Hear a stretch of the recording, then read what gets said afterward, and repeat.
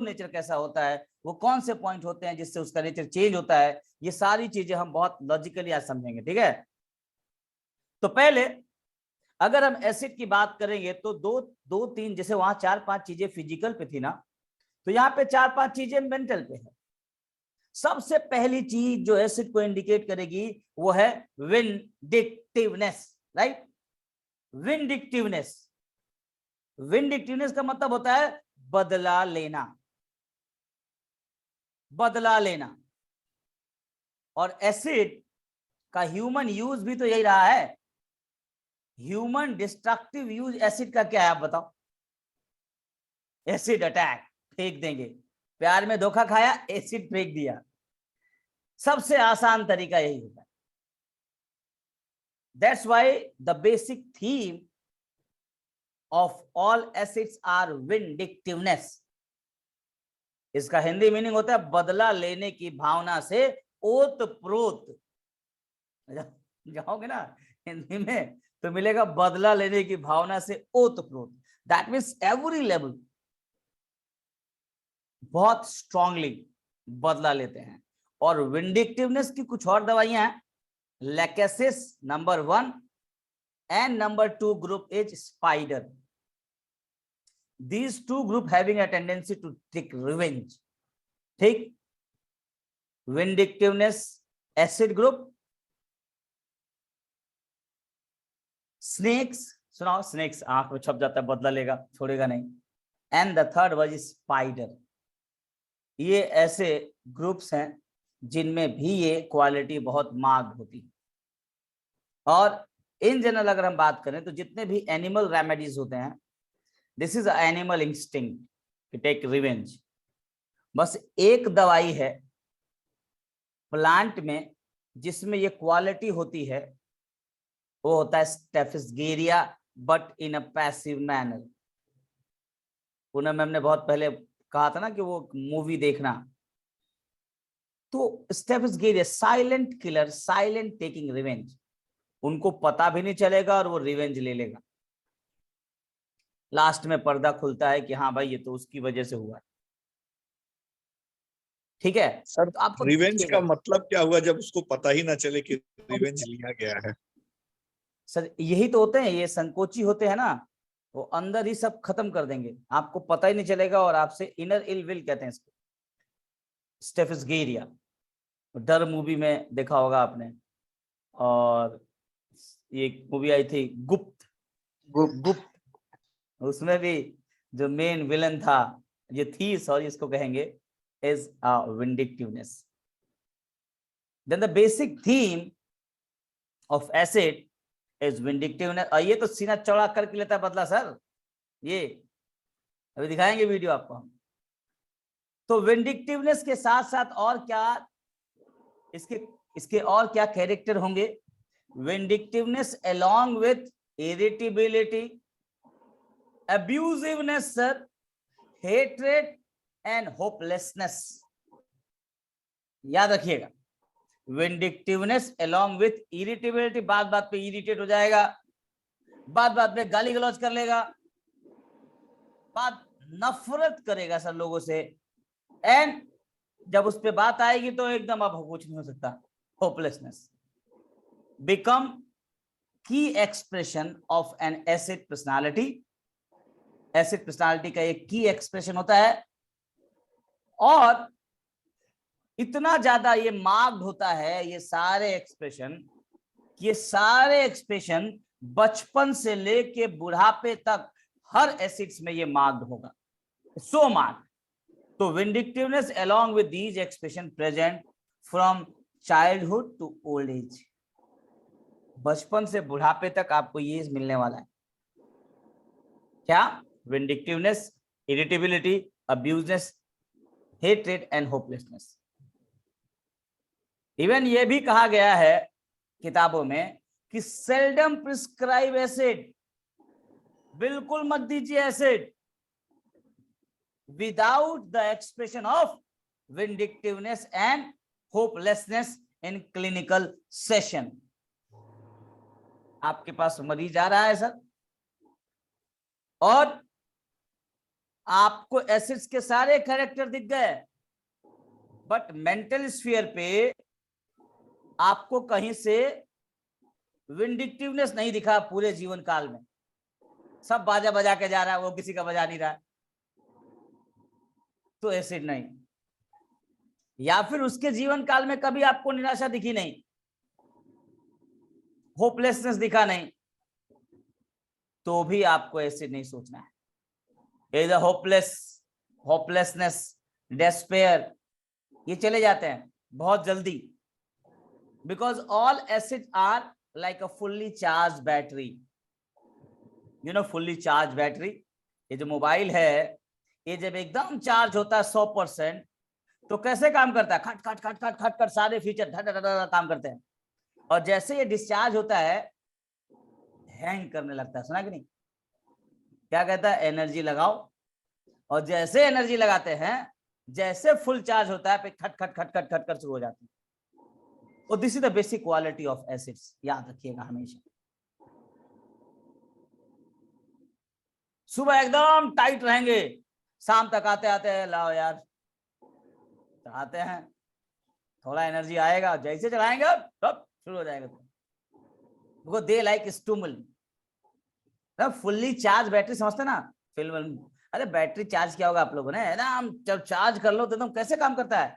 TV वीवी पुराने जमाने में टीवी देखते थे हम लोग, और जैसे डिस्चार्ज हुआ, टीवी छोटी छोटी होते होते इतने पे आ जाती थी, याद है किसी को? नहीं। उसके बाद भग से बंद हो जाती थी।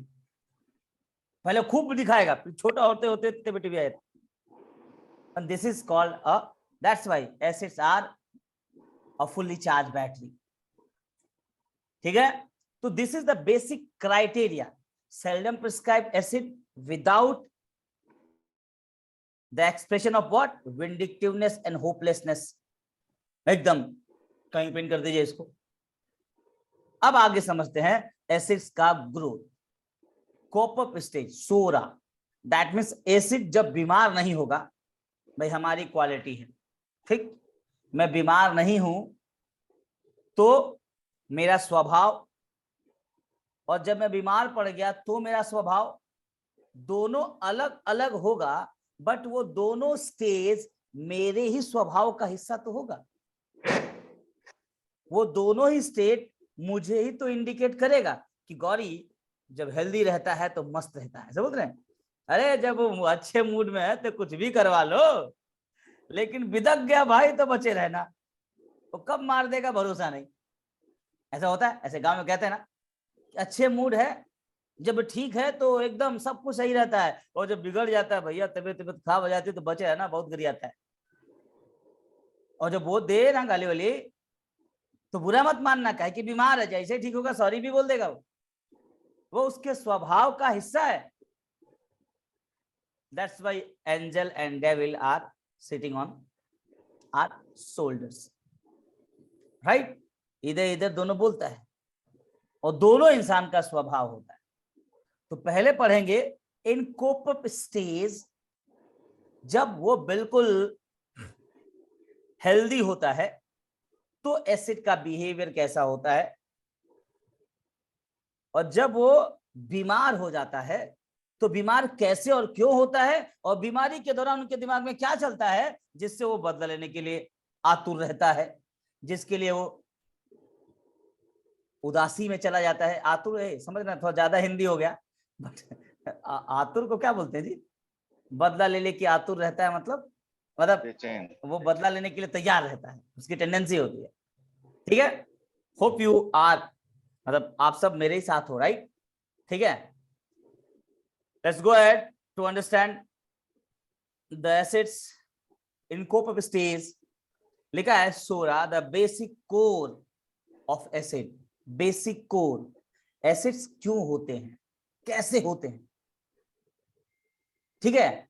या इन कोप अप स्टेज लिखा है, if you try to understand the vindictiveness along with the expression of abusiveness, hatred and hopelessness, and why the acid behave in this particular behavior या particular way, अगर हम ये जानने की कोशिश करें, देखिए, every expression having some cause, right?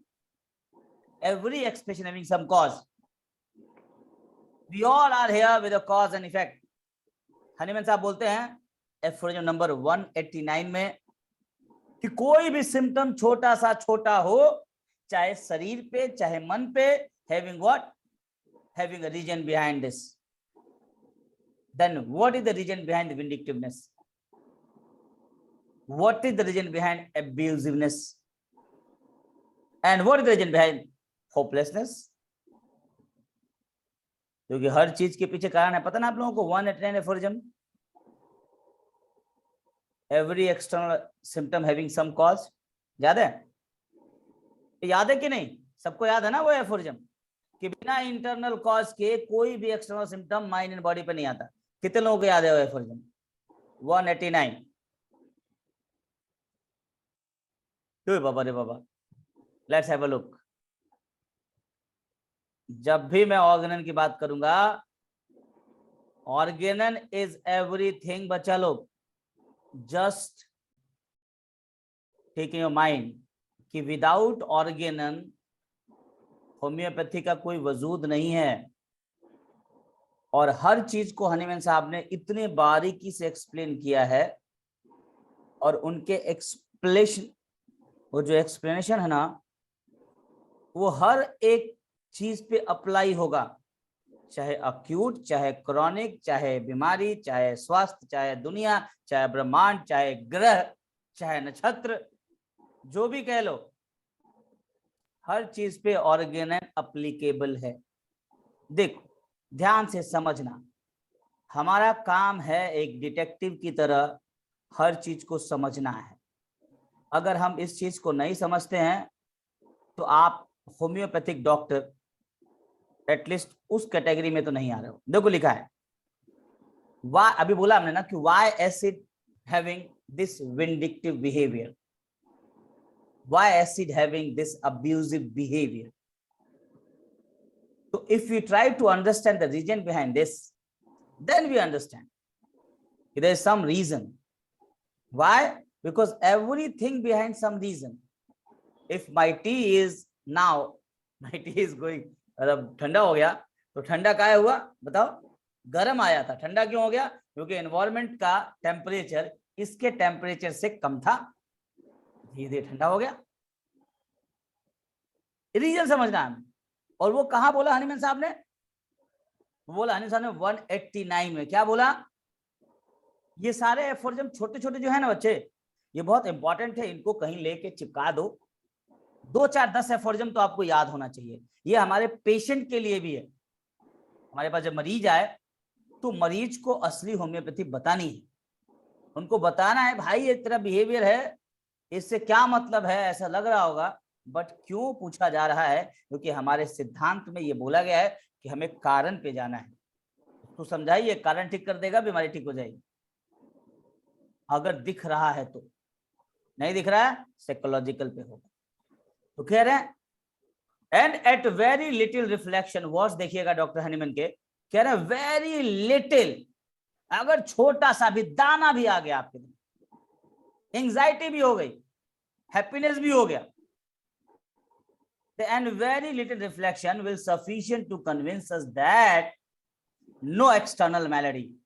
तो हनीमैन साहब ने एक्सेप्शन का ख्याल रखा है ब्रैकेट में, कहा चलो अगर कहीं से एक्सीडेंट हो गया तो उसकी बात मैं नहीं कर रहा हूं, क्योंकि वो है कि बाहर से चोट लगी तो हुआ ऐसा, बट एक्सीडेंट नहीं हुआ है, मान लो कोई इंपॉर्टेंट इंजरी विदाउट, मतलब देखा ना, occasion by some important injury from without, बाहर से कोई चोट उठ लग गया, उसकी बात मैं नहीं कर रहा हूं। अगर नहीं लगा है तो every little reflection will sufficient to convince us that no external malady can arise। ना कोई बीमारी बाहर आ सकती है, ना कोई बीमारी परसिस्ट कर सकती है,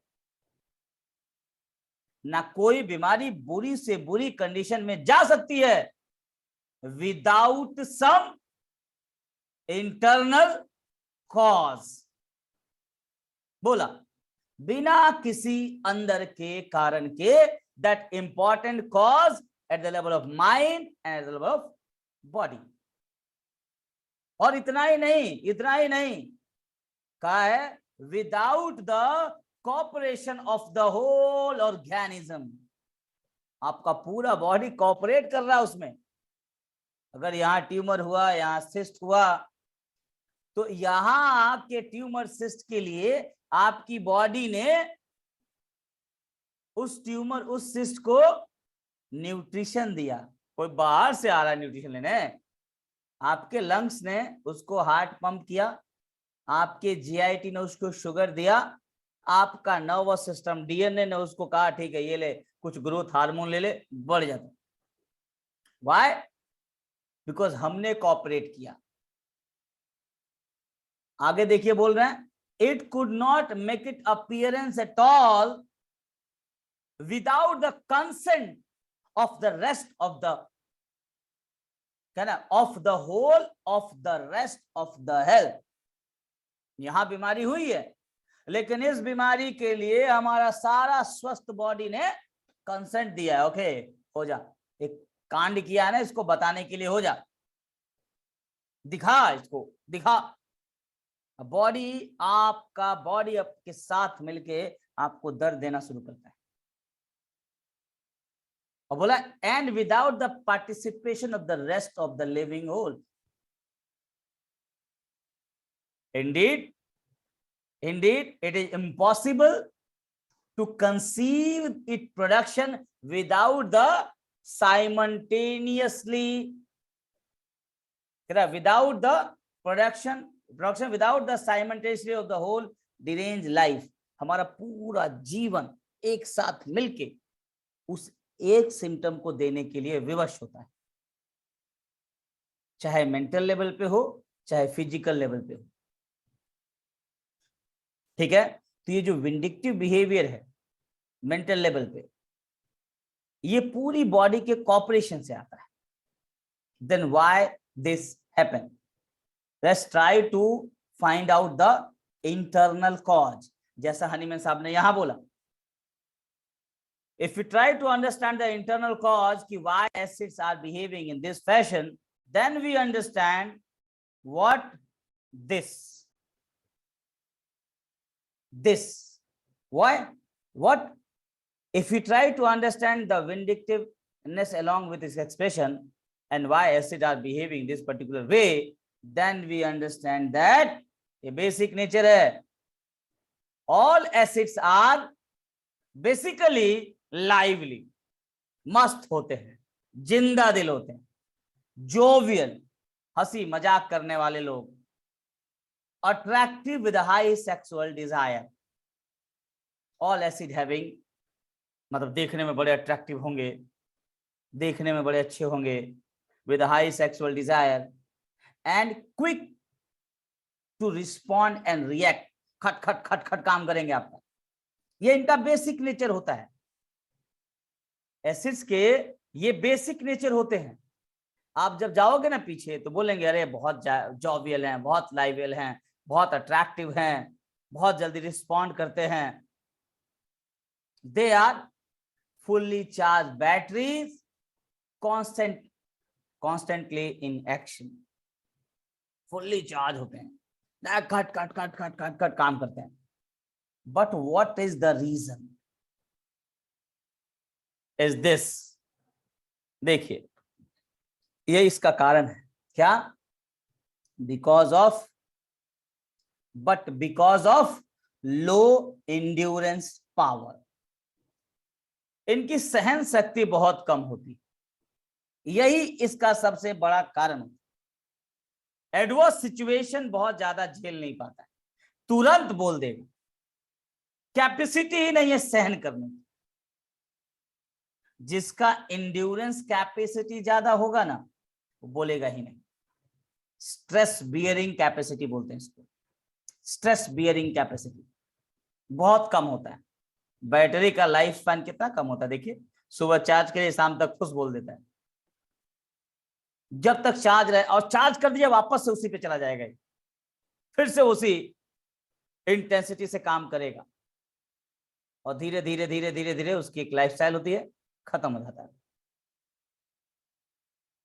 तो लिखा है they are fully charge battery constantly in action, but because of low endurance capacity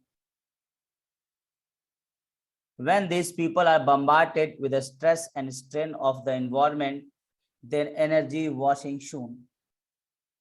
भाई हम सब हैं, हम सब पे स्ट्रेस आएगा, हम सब पे स्ट्रेन आएगा, बराबर सा है। और जैसे वो स्ट्रेस स्ट्रेन आएगा, मान लो एक बंदा जो है वो सेफिसगेरिया है, एक प्लैटिना है, एक ऑरम है, एक एसिड नाइट्रिकम है, हम सब एक ही माहौल में तो हैं, हम सब एक ही इन्वायरमेंट में तो हैं। और जैसे हम सब पे बराबर स्ट्रेस आएगा, बराबर स्ट्रेन आएगा,